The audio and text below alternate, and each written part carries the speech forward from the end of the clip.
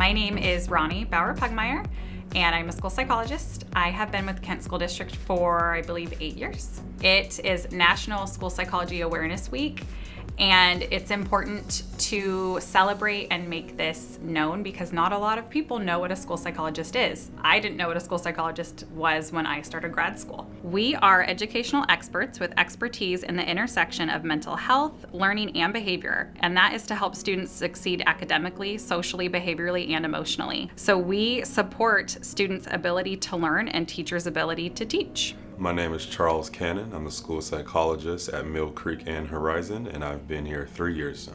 Probably the single most rewarding thing for me being a school psychologist is working with students in a similar environment to where I grew up, and then kind of just being that role model. Our primary role is to work with students and families who have a suspected disability or a known disability that may need special education services. That is our primary role. We do other things too, like support general education students, support teachers with consulting. Ultimately, our role is to advocate for children and the best way to support their learning needs. Hi, my name is Seema Sohal. I'm a school psychologist, and I've been in the district for about 11 years.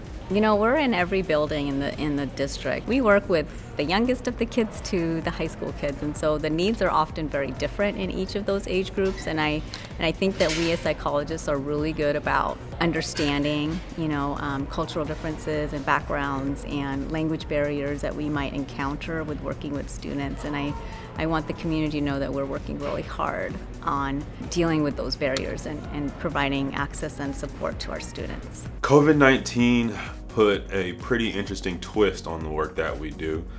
We really had to transition to kind of that telehealth model that's kind of already been there as far as in very medical and clinical settings, but in a school environment we really focused on in-person services and things of that nature. So it required us to kind of evolve not only in the way we do things, but ourselves and the way we support students. The last few years we have really been pushing social emotional learning in the classrooms on a daily basis. And so whatever curriculum that we have, teachers are working with the students on those on a daily basis. And with the pandemic, the mental health issues are even more of a concern to us as school psychologists because the isolation. A lot of kids do have an increase of mental health needs right now, such as anxiety and depression, just given the last couple of years. And there's a lot of things that families can do to support at home.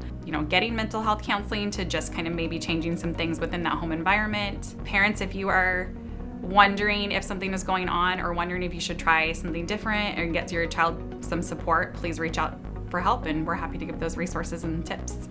If you're a KSD student and you think you need any kind of psychological, mental, emotional, social support, even academics, you can always try to find your school psychologist. For those, older grades, middle school, high school, send them an email. We are really encouraging, especially in this virtual world we live in now, use that, send us an email and say, hey, we need support, but also talk to, your teachers, your administrators, and let them know, and so they can direct you to us as well. I always say you don't need to be in special education to get support from us. You just have to know how to find us.